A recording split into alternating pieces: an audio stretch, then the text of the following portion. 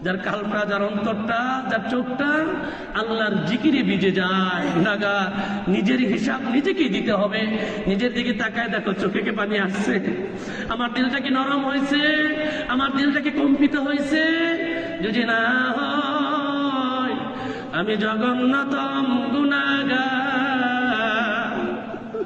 ثم كست قلوبكم من بعد ذلك فهي كالحجارة أو أشد قسوة।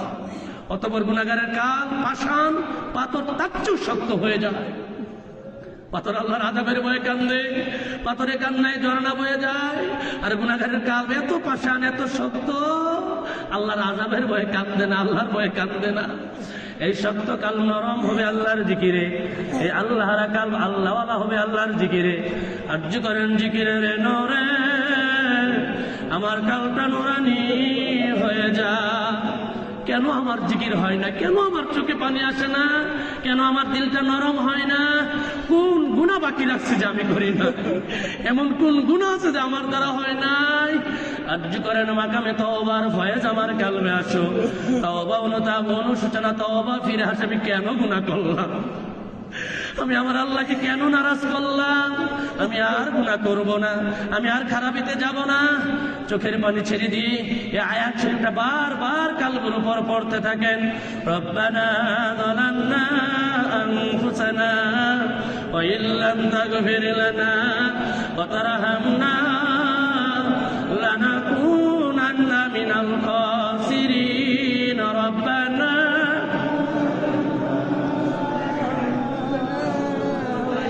গুনাহ কি করেন নাই? গুনাহ কি করেন নাই? আমার রাসূল বলছেন আযাবের ভয়ে, দুজকের ভয়ে, আল্লাহর ভয়ে বান্দা যখন কেঁদে দেয়, ওই কান্নায় যদি মাছির মস্তকের 70 ভাগের 1 ভাগ যদি ওই বান্দার চোখে পানি আসে, আমার আল্লাহ এই বান্দাকে এমন ভাবে মাফ করে দেয় যেন এই মাত্র সে তার মায়ের গর্ভ থেকে আসছে, যার কোনো গুনাহ লেখা হয় নাই। আপনিও কান্দা দিয়া বলেন, আল্লাহ গুনাহ করেছি, ভুল করেছি আল্লাহ, নিজের নফসের উপর জুলুম করেছি আল্লাহ। তুমি যদি মাফ না করো, তুমি যদি ক্ষমা না করো, আমরা যে জাহান্নামী হয়ে যাব। আজকে কোন রাত্রি, কোন কদমে, কোন রাত্রিতে, কার কদমে আল্লাহর কাছে ডাক দিয়ে বলেন, আল্লাহ আজকে পবিত্র রজনী, যে রাত্রিতে তোমার হাবিবকে তোমার কাছে নিয়ে গেছো, তোমার হাবিবের জিয়ারত দিয়েছো, আল্লাহ আজকে পবিত্র রজনী, এই পবিত্র রজনীতে তোমার অলির কদমে বসে আমরা তওবা করলাম, আমরা আর গুনাহ করব না।